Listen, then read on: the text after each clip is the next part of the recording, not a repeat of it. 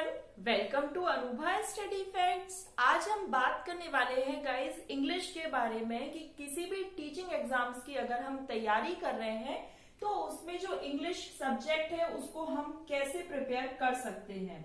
ठीक है, ये हम बात कर रहे हैं टीचिंग एग्जाम्स की। तो टीचिंग एग्जाम में सबसे पहले जैसे सीटेट की बात हो जाती है, एमपी टेट की बात हो जाती है, रीट की बात हो जाती है, या फिर जो आपका EMRS है, एकलव्य मॉडल रेसिडेंशियल स्कूल, उसके बारे में बात हो जाती है, DSSB के बारे में बात हो जाती है, KVS NVS है, इसके बारे में हम बात करने वाले हैं कि इन एग्जाम्स ये सारे हम आज लेकर चल रहे हैं, जो वो लेकर चल रहे हैं हम टीचिंग एग्जाम्स के बारे में बात कर रहे हैं। अब जितने भी टीचिंग एग्जाम्स में इंग्लिश जो सब्जेक्ट है उसकी प्रिपरेशन कैसे करें वो आज हम इस वीडियो में समझने वाले हैं।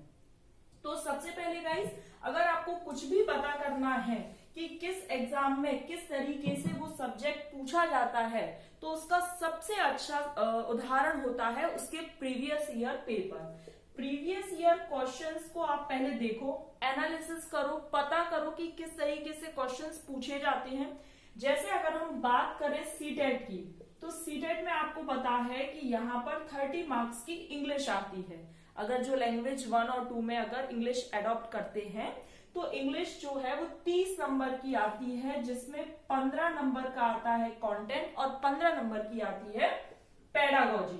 तो अब इस 15 नंबर में क्या आता है, 7 और 8 नंबर के 2 पैसेज आते हैं और ये सब्जेक्ट पेडागोजी आती है।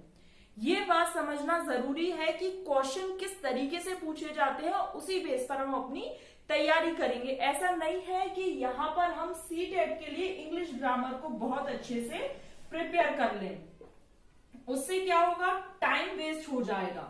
इंग्लिश ग्रामर तैयार करना कोई बुरी बात नहीं है सीटेट के लिए, क्योंकि जब अनसीन पैसेज आते हैं तो वहां पर वो क्या करते हैं, एक दो क्वेश्चन ग्रामर से भी इनडायरेक्टली पूछ लिए जाते हैं। लेकिन अब हम केवल भाई जो 2 नंबर का अगर ग्रामर आना है तो क्या हम इसके लिए अपने 20 दिन बेकार कर दें? ऐसा तो नहीं है ना। तो ये हमें नहीं पढ़ना है। ये हमें किस उससे पता चलेगा, ये हमें प्रीवियस ईयर क्वेश्चन लगाने से पता चल जाएगा। अब बात आती है कि ये जो 7 और 8 नंबर के अनसीन पैसेज आते हैं, इसके लिए हमें क्या तैयार करना पड़ेगा। तो इसके लिए सबसे ज्यादा आपको तैयार करनी पड़ेगी अपनी बुकैब। जितनी अच्छी आपकी बुकैब होगी आप उतना ही अच्छा यहाँ पर अपना स्कोर कर पाओगे। थोड़ा सा ध्यान से देखना, अब मैं बुकैब की बात करूं तो जितने भी टीचिंग एग्जाम्स हैं, ग्रामर प्लस बुकैब का बहुत अच्छा रोल रहता है। ना कि पूरा 10 नंबर का अगर पूछा जा रहा है तो 10 की 10 ग्रामर भी नहीं आती है और 10 की 10 बुकैब भी नहीं आती है। 20 नंबर में से पूछा जा रहा है तो कभी ऐसा नहीं होगा कि पूरी की पूरी ग्रामर पूछ ली जाए या फिर पूरा का पूरा बुकैब पूछ लिया जाए। तो अब इसको प्रिपेयर कैसे करें ये आज हम इस वीडियो में समझ रहे हैं। तो कैसे करेंगे, सबसे पहले आप सोच लो कि पर डे के 5 बुकैब आपको याद करनी है। ठीक, अब एक बुकैब आप याद करोगे, उसके साथ ये कोशिश करो कि कोई भी वर्ड है उसके साथ उसका एंटोनिम हो और कम से कम उसके 2 सिनोनिम आपको पता हो। ठीक, 2 सिनोनिम पता हो, एक एंटोनिम पता हो और एक जो बुकैब का जो यहाँ पर मीन निकल कर आता हो वो पता हो। अब आप खुद समझिए, अगर आप केवल 5 बुकैब याद कर रहे हैं और एक बुकैब प्लस उसका मीनिंग, उसका एक एंटोनिम और उसके बाद उसके 2 सिनोनिम, कितने वर्ड याद कर लोगे एक बुकैब से? 5। हम दिन में कितने 5 बुकैब करने हैं? सुनने में लगता है केवल 5 ही तो करने हैं, और जब बहुत ज्यादा संख्या में चीजें नहीं रहती हैं तो हम अपने आप में बर्डन महसूस नहीं करते हैं। तो क्या होगा, जब 5 बुकैब याद करोगे और एक बुकैब से 5 मीनिंग सीखने को मिलेंगे, इसका मतलब आप एक दिन में 25 वर्ड मीनिंग लर्न कर लोगे। मतलब आपको 25 शब्दों का अर्थ पता चल जाएगा एक दिन में। तो इस तरीके से कुछ प्रिपेयर करो। फिर ऑल्टरनेटिव डेज में अगर प्रिपेयर कर रहे हो तो सोचो कि एक दिन आपने 1 वर्ड याद कर लिए, कुछ लगभग 10 1 वर्ड तो लेकर ही चलना है एक दिन में। ठीक, उसके बाद ईडियम फ्रेजेस हैं, उनको सोचो भाई कि बुकैब के साथ साथ किसी दिन हम ईडियम फ्रेजेस याद करेंगे, किसी दिन हम 1 वर्ड याद करेंगे। इस तरीके से कुछ कुछ लेकर चलो अपने साथ। तो इस तरीके से यहाँ पर जहां पर भी अनसीन पैसेज आ रहा है, इसके साथ अब हम एमपी टेट और रीड को भी जोड़ लेते हैं। उसमें भी वही अनसीन पैसेज आएंगे। उस यहाँ पर थोड़ा सा हो सकता है कि आपसे ग्रामर का क्वेश्चन पूछ लिया जाए, पर यहाँ पर तो बहुत ही कम चांसेस रहते हैं।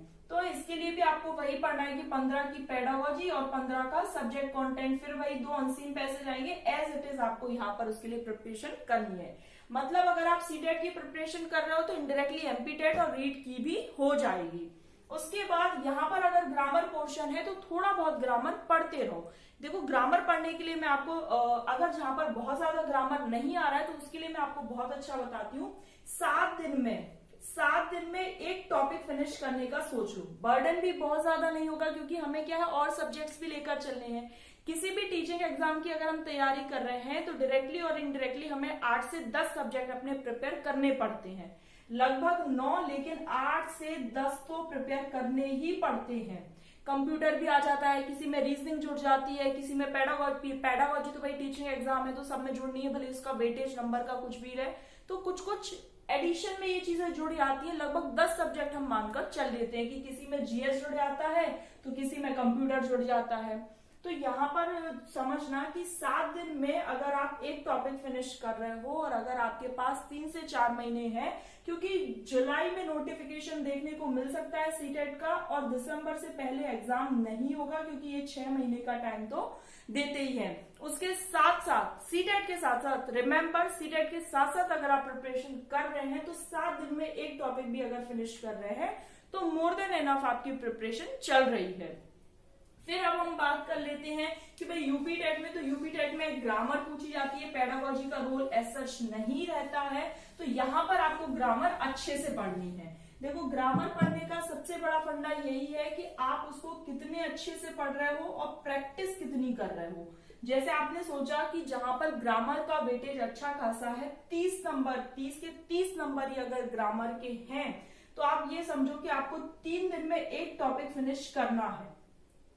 ठीक, लगभग अगर 15 टॉपिक हैं आपके, 15 यहाँ पर हम बुकैब भी शामिल कर लेंगे, बुकैब भी हो गया, वन वर्ड भी हो गया, इडियम फ्रेजेस भी हो गए, सिनोनिम एंटोनिम वगैरह सब कुछ, तो लगभग हम 60 दिन में, भाई कुछ टॉपिक्स जैसे प्रीपोजिशन है, कुछ टॉपिक्स क्या होते हैं ज्यादा टाइम ले लेते हैं।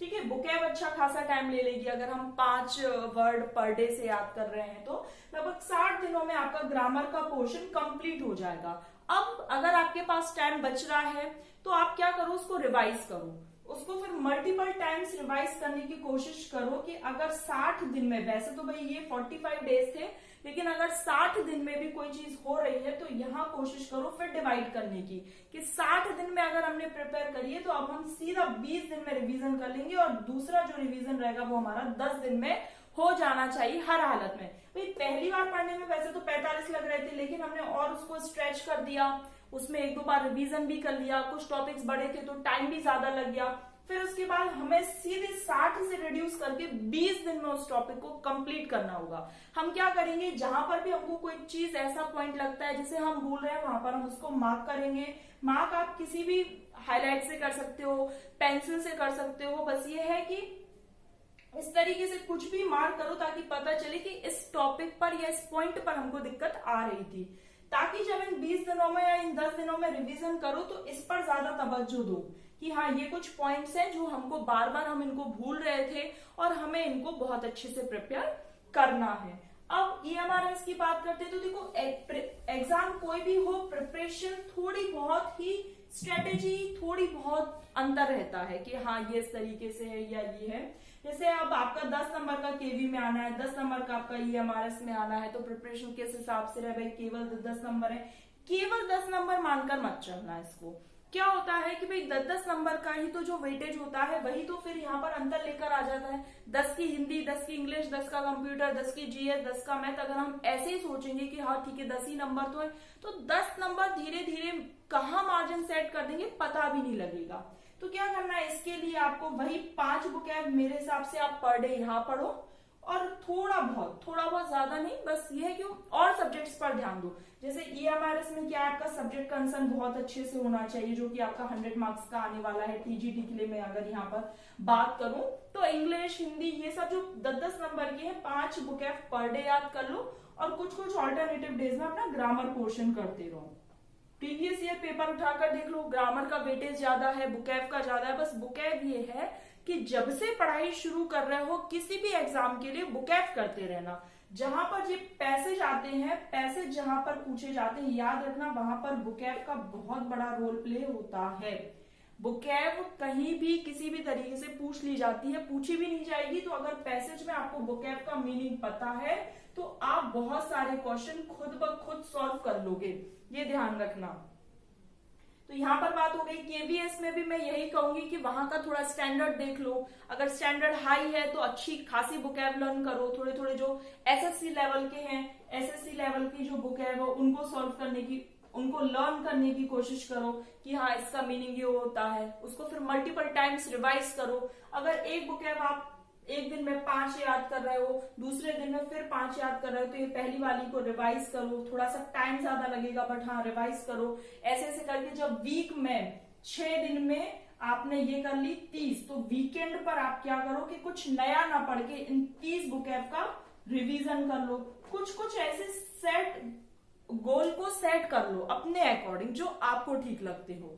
रही बात अब थोड़ी सी सब्जेक्ट पेडागोजी, यहाँ पर इंग्लिश की बात हो रही है और टीचिंग एग्जाम की बात हो रही है। तो सब्जेक्ट पेडागोजी तो भाई बनती ही बनती है। सब्जेक्ट पेडागोजी नंबर का वेटेज जो है वो अलग अलग हो सकता है। सीटेट में 15 नंबर की है, एमपीटेट में 15 नंबर की है, कहीं पर और क्या है, तो वो थोड़ा सा देखकर चलते हैं। तो मैग्रो हिल की मुझे ठीक लगती है, आप चाहें तो मैग्रो हिल की ले सकते हैं वहां, इसलिए मुझे ये ठीक लगी कि वहां पर पेडागोजी ठीक ठाक दी है। सिकवाल पब्लिकेशन, देखो ये कोई स्पॉन्सर वीडियो नहीं, मैं हर बार कहती हूँ, ये मेरा खुद का रहता है कि जो मैंने पढ़ी हुई है या आपको बताने के लिए जो मैं एक बार पढ़ती हूँ तो उसी बेस पर मैं सजेस्ट कर देती हूँ। बाकी आपका मन है। 15 नंबर ये याद रखना, जितनी अच्छी सीडीपी होगी उतने अच्छे सब्जेक्ट में इसमें नंबर ला पाओगे। तो सबसे पहले कोशिश करना कि चाइल्ड डेवलपमेंट एंड पेडागोजी पर अच्छी खासी पकड़ो। जब इस सब्जेक्ट पर पकड़ अच्छी हो जाएगी, आप खुद ब खुद आप यकीन मानिए 15 में से 6 से 7 नंबर तो आपको डायरेक्टली इनडायरेक्टली सीडीपी से दिख जाएंगे। बाकी जो 2-4 नंबर और हैं तो उनके लिए आप थोड़ी सी बस थोड़ी सी और एफर्ट करेंगे, समझ में आने लगेगा। आपके 11 नंबर ऐसे प्रिपेयर हो गए 4 नंबर के लिए, भाई वो तो फिर सभी मेहनत कर रहे हैं, सभी पढ़ रहे हैं अलग अलग बुक से। तो जो भी बुक आपके पास है उसको अच्छा मानकर चलो और उसको मल्टीपल टाइम्स रिवाइज करो। जितनी बार रिवाइज करोगे, सबसे बड़ी बात होती है यहाँ पर रिवीजन। हम रिवीजन कितना कर रहे हैं, हम प्रैक्टिस कितनी कर रहे हैं, टाइम कितना लग रहा है। कभी कभी लोगों को पूरा का पूरा पेपर आ जाता है लेकिन उनका टाइम कम पड़ जाता है। तो टाइम मैनेजमेंट लेकर चलो कि हाँ इतने टाइम में इतना इतना लग रहा है। तो टाइम मैनेजमेंट भी बहुत ज्यादा जरूरी है। टाइम मैनेजमेंट पर एक वीडियो बनाई हुई है, ऑल टेट स्ट्रेटेजी करके, ऑल टेट स्ट्रेटेजी करके एक प्लेलिस्ट है, लिंक आपको डिस्क्रिप्शन बॉक्स में मिल जाएगी, वहां से आप देख सकते हैं। टाइम मैनेजमेंट के ऊपर भी मैंने एक वीडियो बनाई हुई है। तो आज यहाँ पर हमने इंग्लिश की बात करी, इससे पहले हमने how to prepare CDP for all teaching exam, link आपको डिस्क्रिप्शन बॉक्स में मिल जाएगा। ऑल टेट स्ट्रेटेजी करके एक प्लेलिस्ट है उसमें। तो सीडीपी कैसे प्रिपेयर करें ये भी बात हो गई। आज सब्जेक्ट पेडागोजी जो इंग्लिश है उसकी बात हो गई। कल हम हिंदी सब्जेक्ट की बात करेंगे कि कौन कौन सी बुक्स हैं जिनकी वजह से हम अच्छे, जिनकी वजह से नहीं बल्कि जिनकी मदद से हम अच्छे से नंबर ला पाते हैं ना। मेहनत तो हमको ही करनी है, हम कितना अच्छा पढ़ रहे हैं। वही बुक सिखवाल की हमारे पास है, वही बुक किसी और के पास है। सब्जेक्ट पेडागोजी में 15 में से किसी के 11 नंबर आते हैं और किसी के तो 14 और 15 तक आ जाते हैं, किसी के केवल 6 ही रह जाते हैं।